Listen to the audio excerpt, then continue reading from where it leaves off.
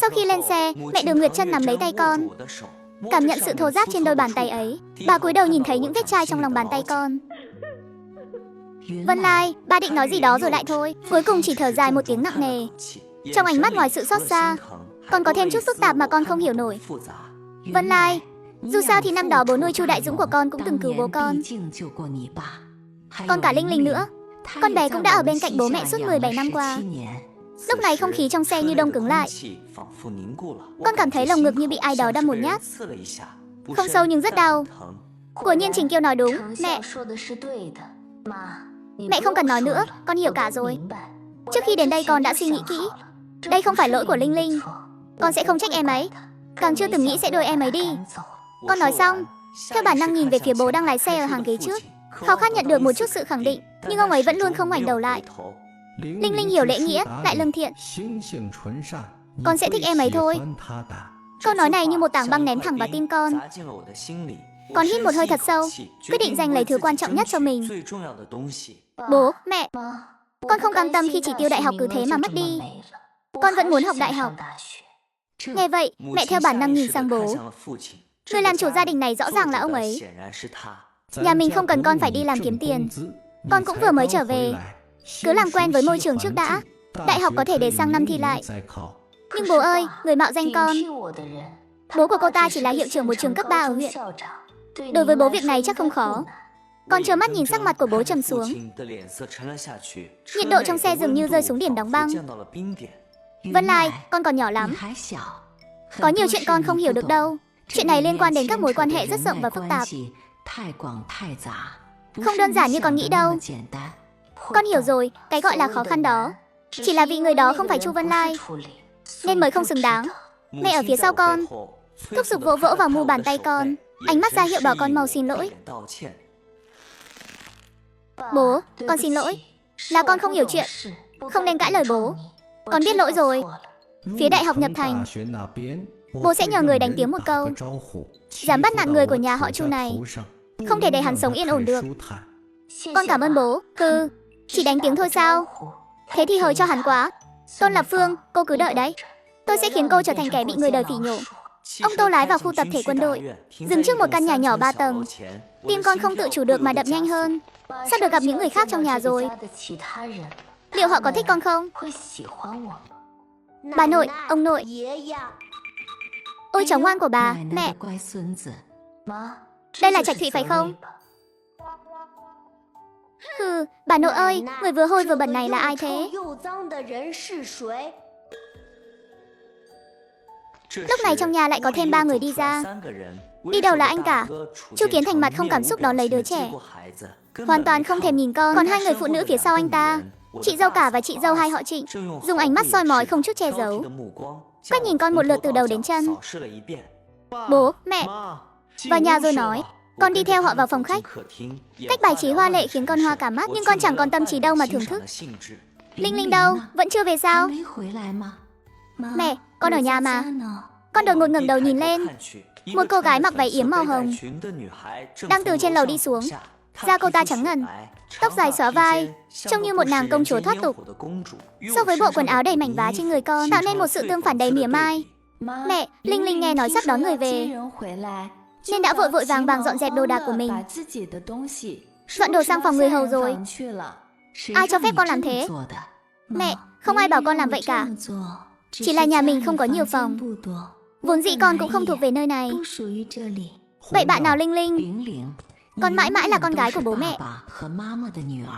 Dù ai đến đi nữa cũng không thay đổi. Con thấy có lỗi với Vân Lai. Nếu lúc đầu không có con, chị ấy cũng không phải chịu khổ nhiều như vậy ở dưới quê. Cô ta vừa nói lời xin lỗi, vừa tận hưởng sự thiên vị không chút đắn đo từ bố mẹ tôi. Tôi nhìn cảnh tượng mẹ hiền con Thảo cảm động trước mắt. Nhìn đứa em gái hoàn hảo không tì vết này, cuối cùng cũng không nhịn được mà nhếch môi nở một nụ cười lạnh lẽo. Xem ra tôi đã kỳ vọng quá cao vào cái gia đình này rồi.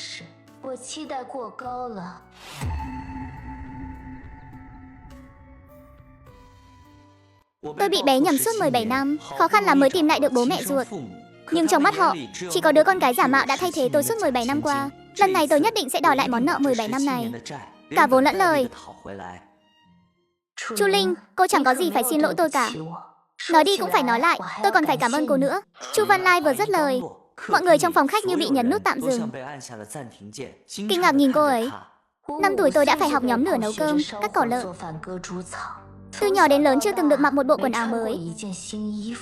Đi học không tốn một xu nào của nhà các người. Ốm đau bệnh tật toàn tự mình gồng gánh nhờ mạng lớn. Dù vậy, mẹ ruột của cô vẫn đánh đập chửi rủa tôi. Mỗi câu Chu Văn Lai nói ra, sắc mặt người nhà họ Chu lại khó coi thêm một phần. Chị Văn Lai, em xin lỗi, em xin lỗi. Xin lỗi Linh Linh. Đây không phải lỗi của con. Đúng là không phải lỗi của cô. Nhưng đúng như cô nói, nếu không có cô, tôi đã không phải chịu nhiều khổ cực thế này, chịu nhiều tội tình thế này. Không được bắt nạt cô. Cô là người xấu. Cút ra khỏi nhà tôi. Tiểu Thụy đừng quậy nữa. Đây cũng là cô mà. Vân Lai à, trẻ con ấy mà. Mấy lời nói bậy đó con đừng để bụng. Mẹ ơi, chị ta bắt nạt cô kìa. Chị ta muốn cướp phòng của cô. Đuổi chị ta đi đi. Con ghét chị ta. Chu Văn Lai đột nhiên tiến lên một bước, bóp mạnh vào đôi má phúng phính của Tiểu Trạch Thụy. Ánh mắt lạnh lùng. Đây là nhà của tôi. Kẻ không nên ở lại còn chưa đi. Tại sao tôi phải đi? Ghét tôi thì cô tự dọn ra ngoài đi. Mẹ ơi, chị ta là người xấu. Đánh người xấu đi, Vân Lai. Con đừng có quá đáng như vậy. Hừ, con quá đáng sao? Là con quá đáng thật à? Từ lúc bước chân vào cái nhà này, chẳng ai quan tâm con đói hay không, khát hay không, mệt hay không. Từ lúc vào cửa đến giờ, con còn chưa kịp đặt mông xuống ghế, đã phải nhịn nhục nhìn cô ta diễn kịch ở đây. Các người, những người gọi là người thân, lại hùa theo cô ta diễn kịch. Cuối cùng mẹ lại bảo là con quá đáng. Vân Lai, đừng gọi tôi là Vân Lai nữa. Tôi nhìn thấu hết rồi. Chỉ cần có Chu Linh ở đây, tôi chỉ là ngọn cỏ dại để các người tùy ý ngó lơ. Chẳng phải vì các người nghĩ rằng tôi lớn lên ở nông thôn, không làm các người nở mày nở mặt được như Chu Linh sao? Nên các người đoán xem tại sao tôi lại cảm ơn cô ta. Dĩ nhiên là tôi phải cảm ơn cô rồi. Tôi hận thấu xương việc mẹ cô đánh chửi tôi, hận thấu xương việc bố cô không giúp tôi, và càng hận thấu xương việc em trai cô không có mệnh thiếu gia, nhưng lại mắc bệnh thiếu gia. Thế nên tôi quay về nhà mình, không phải để xem lũ cầm thú phát điên đâu. Cô càng phát điên như vậy, bố mẹ sẽ càng ghét cô, và sẽ càng không đuổi tôi đi đâu. Nhà họ Trình sẽ không đời nào nhận một con nhỏ nhà quê đâu. Vân Lai, là chị có lỗi với em. Trước khi bước chân vào nhà này, tôi đã định chung sống hòa bình với cô. Không ngờ cô tuổi còn nhỏ mà tâm địa lại thâm sâu như vậy. Khóc lóc tỉ tê khiến mẹ tôi chỉ nhìn thấy mỗi cô. Cũng đúng thôi, mẹ ruột của cô vốn là hạng tâm địa đen tối bẩn thỉu mà. Nếu không thì đã chẳng làm ra cái trò cháo đổi con cái đó. Đứa con cái mang dòng máu của bà ta như cô chắc chắn là còn cao tay hơn cả mẹ mình rồi. Con không có bố mẹ. Hay là con nên rời khỏi cái nhà này thì hơn. Đủ rồi đấy. Chưa đủ, đây là nhà của tôi. Người chịu uất ức là tôi. Dựa vào cái gì mà tôi phải gào khóc chứ? Xin lỗi bố ngay. Xin lỗi cái gì? Sao con trai chị không xin lỗi tôi đi? 4 tuổi rồi chưa có phải trẻ đần đâu. Từ lúc tôi vào cửa đã kiếm chuyện với tôi rồi. Sao chị không bảo nó xin lỗi tôi? Hả? Tôi đưa Tiểu Thụy về phòng trước. Chị dâu Chu bề đứa con đang quấy khóc, lủi thủi đi lên lầu. Vân Lai, chúng ta đều biết con đã chịu uất ức, nhưng con xem, vừa mới về đã cãi lời bố mẹ, lại còn thù hằn Linh Linh, còn chút giận lên đầu Tiểu Thụy. Chúng ta đều là người nhà của con mà, con nhất định phải quậy cho cả nhà gà chó không yên thì mới vừa lòng sao? Mẹ nói đúng đấy, đúng là đồ nhà quê nuôi lớn. Đến đạo lý cơ bản nhất là kính trọng cha mẹ, và cả phép tắc yêu thương em nhỏ cô cũng phải hiểu chứ. Đúng là chuyện nực cười nhất thiên hạ. Từ lúc vào cửa đến giờ, chị nhìn tôi có nở nụ cười nào đâu. Con dám xì xào bàn tán ngay trước mặt tôi. Chị lấy tư cách gì mà đòi dạy bảo tôi về giáo dục? Cô, không lẽ cô quay về để trả thù chúng tôi sao? Tuy chị nghĩ sao thì nghĩ, nhưng mà chị thực sự nên cẩn thận với cái bụng của mình đấy. Chu Lâm nôn nóng khẳng định chủ quyền như vậy, chứng tỏ cô ta rất sợ tôi làm lung lay địa vị của mình. Mẹ ruột cô ta là hạng trộm cắp chẳng sợ trời phạt.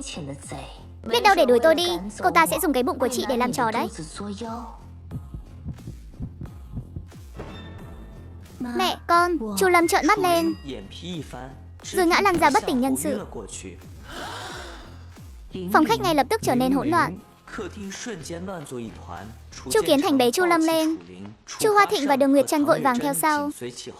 Cả nhà hớt hải lao ra khỏi cửa.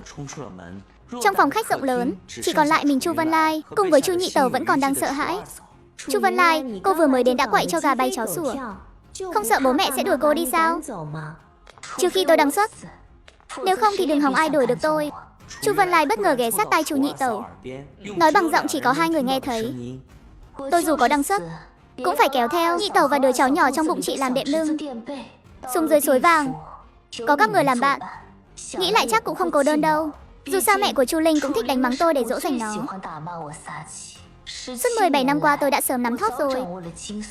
Tôi nhất định sẽ không để đứa cháu này sống yên ổn ngày nào đâu. Ha ha ha ha. Cô đúng là đồ điên. Đồ điên, Chu Nhị Tẩu cuống cuồng chạy thục mạng về phòng mình. Hừ, biết tôi điên thì đừng có đụng vào tôi.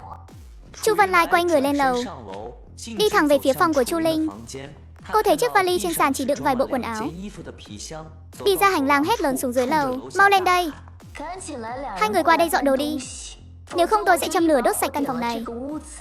Người làm dưới lầu là dì Mai dẫn theo hai cô gái trẻ. Bị cảnh tượng này dọa cho không dám chậm trễ, lập tức chạy lên lầu, thay hết rèm cửa và đồ dùng trên giường đi. Mọi thứ của Chu Linh đều mang đi hết. Tôi nhìn thấy là thấy buồn nôn.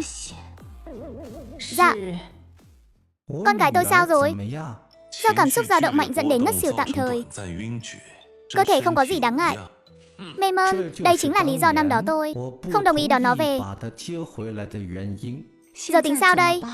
Quản được thì quản, dỗ được thì dỗ. Tuyệt đối không được để nó làm theo ý mình rồi gây ra tai họa cho gia đình.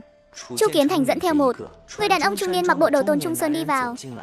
Chu Hoa Thịnh lập tức tươi cười niềm nở đón tiếp. Quản gia Tôn đến rồi à? Chu lữ trưởng, Chu phu nhân. Linh Linh không sao chứ? Không sao đâu. Rõ ràng là thấy Vân Lai nhà tôi nên vui quá thôi. Nhất thời xúc động quá ấy mà. Ý của lão gia nhà chúng tôi là mùng 6 tháng sau sẽ tổ chức lễ đính hôn cho Linh Linh và Trần Phóng. Sau đó Linh Linh có thể tự do ra vào nhà họ Trần nhé. Tất cả đều nghe theo sự sắp xếp của lão tướng quân. Không phải con gái thật của nhà họ Chu thì đã sao? Công sức nhà họ Chu nuôi dưỡng mình bao năm qua, mối lương duyên giữa mình và nhà họ Trần vĩnh viễn là điều Chu Văn Lai không so được, cũng không thể thay thế. Vợ chồng Chu Hoa Thịnh cùng Chu Kiến Thành tiễn quản gia Tôn xuống lầu. Nhìn quản gia Tôn lên xe rời đi. Linh Linh tuy không phải cốt nhục của tôi, nhưng lại là phúc tinh của nhà họ Chu ta. Bố mẹ, tính tình Vân Lai quá sắc sảo. Hay là đưa nó về Đông Bắc để cô dạy bảo đi. Cả nhà quay lại phòng bệnh thì thấy không còn ai, chỉ để lại một tờ giấy nhắn. Bố mẹ, cảm ơn bố mẹ vì công ơn nuôi dưỡng 17 năm qua. Là Linh Linh bất hiếu, không thể phụng dưỡng suốt đời. Khi bố mẹ suy nghĩ kỹ, chị Vân Lai đã chịu quá nhiều khổ cực, chịu quá nhiều tội tình. Chị ấy rất cần tình thương của gia đình. Con không nên ở lại nhà họ Chu làm chị ấy buồn nữa. Con chỉ đành có lỗi với bố mẹ thôi. Bố mẹ hãy tha thứ cho Linh Linh vì đã ra đi không lời từ biệt. Cũng xin mọi người đừng lo lắng, càng đừng tìm con. Xin mọi người hãy về nhà đi. Chị Vân Lai đã chịu khổ rồi, chị ấy nhất định sẽ hiếu thảo với bố mẹ. Bố mẹ là những người ấm áp nhất, giàu tình thương nhất thế gian này. Con gái tôi sao mà ngốc thế này? Kiến Thành, mau liên lạc với em trai con rồi chia nhau đi tìm. Nhất định phải tìm Linh Linh về cho bằng được. Cả nhà lại một lần nữa rơi vào hỗn loạn, vội vã xuống lầu, chia nhau ra hành động. Mà Chu Linh, người đáng lẽ phải mất tích, lại đang đứng trước cửa sổ nhà vệ sinh, nhìn chiếc xe đang rời đi dưới lầu, khóe môi nở một nụ cười lạnh đầy đắc ý. Chu Văn Lai ơi là Chu Văn Lai, mày quay về cũng chỉ là tự chuốc lấy nhục nhã thôi.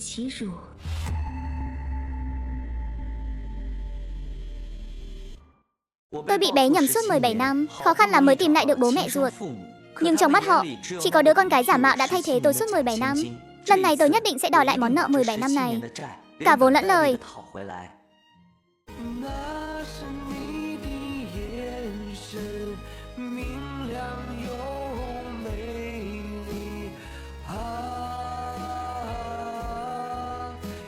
Linh Linh, Anh ba mới học được bài hát mới này. Linh Linh không có nhà. Căn phòng này giờ là Vân Lai đang ở. Vân Lai là đứa nào nữa? Sao dám cướp phòng của em gái tôi? Chú ơi chú, người xấu bắt nạt cô. Người xấu làm cô tức giận bỏ đi rồi. Chú ba, tôi bảo này, người ở bên trong mới là em gái ruột thịt của chú đấy. Linh tinh cái gì thế? Cô ta có bằng chứng không? Anh muốn bằng chứng gì? Cô chính là Vân Lai. Em gái ruột của tôi sao? Tôi chính là Chu Vân Lai. Tôi ở căn phòng này thì có vấn đề gì sao? Cử đồ người xấu, không cho cô ở phòng của cô Linh Linh. Chú ơi, đánh cô ta đi.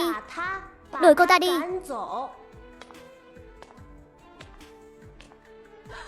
Vân Lai, trẻ con không biết gì. Em đừng để bụng. Bây giờ xin lỗi tôi mau. Nếu không tối nay tôi sẽ vào giấc mơ ăn thịt nhóc đấy. Anh. Mẹ ơi, có yêu quái. Này cô có quá đáng quá không? Thằng bé 14 tuổi thôi. Xin lỗi đi. Còn khóc nữa tôi ném nhóc từ trên lầu xuống đấy. Tiếng khóc của Tiểu Trạch Thụy nghẹn lại trong cổ họng. Muốn khóc mà không dám khóc. Vân Lai, tôi thay mặt con trai xin lỗi cô được chưa? Chu Trạch Thụy xin lỗi mau. Đừng để mẹ phải nói lần thứ hai. Xin lỗi. Thằng bé nói xong liền rúc vào lòng mẹ. Người vẫn còn run rẩy. Cô tuyệt đối không phải em gái tôi. Mẹ tôi không đời nào sinh ra một đứa con gái ngang ngược như cô. Cút khỏi nhà tôi ngay. Tôi lườm anh ta một cái, rồi quay người vào phòng. Tiếng rầm khô khốc vang lên khi tôi đóng cửa khóa trái lại. Cái đồ dã man kia, cút ra đây cho tao. Ai cho phép mày ở trong phòng của em gái tao? Chú ba, anh bảo chú chuyện này. Linh Linh bị nó làm cho tức đến ngất xỉu. Đưa đi bệnh viện rồi. Cái gì? Bệnh viện nào? Chuyện này sao tôi biết được? Chắc là bệnh viện quân y rồi. Chu Kiến Minh đã vội vã chạy xuống lầu. Đêm khuya, tôi bị đánh thức bởi bầu không khí ngột ngạt dưới lầu. Còn không mau gọi Vân Lai xuống đây. Không thấy nhà có khách à? Vân Lai, cút xuống đây. Vân Lai, ông bà chủ bảo cô xuống lầu. Mau bảo nó cút xuống đây cho tao. Dạ. Vân Lai, mời cô mau mặc quần áo rồi xuống lầu. Tôi đầu tóc bù xù mở cửa phòng, liền thấy ngay trên ghế sofa dưới lầu bóng lưng vững chãi của một người đàn ông, trong lòng còn đang bế một người. Xuống rồi đây, tôi thong thả bước xuống lầu, nhìn lướt qua cả nhà đang sợ hãi im phăng phắc. Cười khẩy một tiếng. Sao nào? Định mở phiên tòa xét xử tôi đấy à? Vân Lai, bớt nói vài câu đi. Đây là Trình Thiếu, vị hôn phu của Linh Linh. Tôi đi đến đối diện anh ta, chẳng thèm suy nghĩ mà ngồi xuống luôn.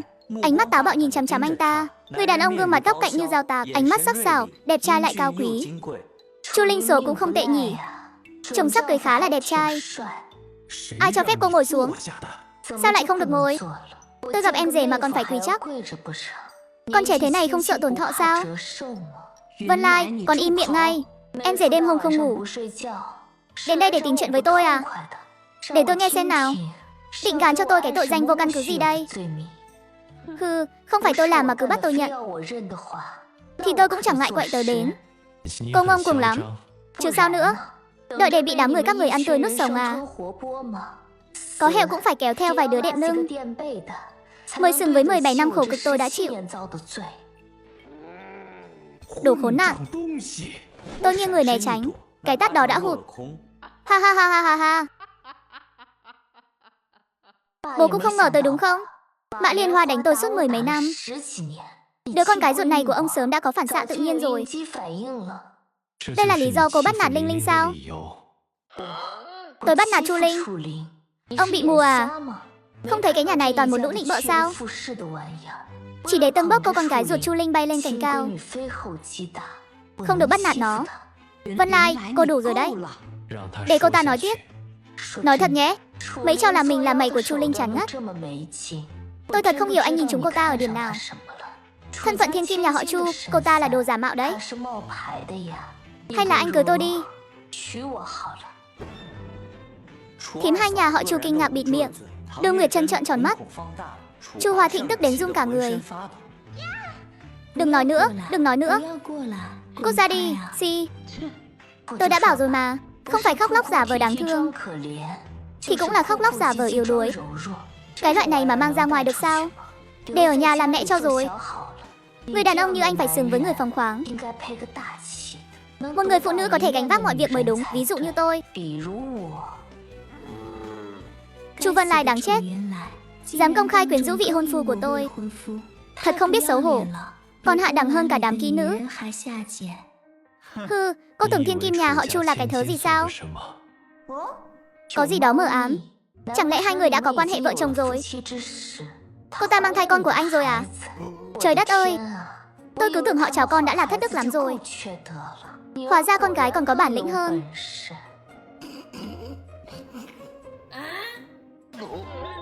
Minh Lãng, cậu đừng đoán mò nữa.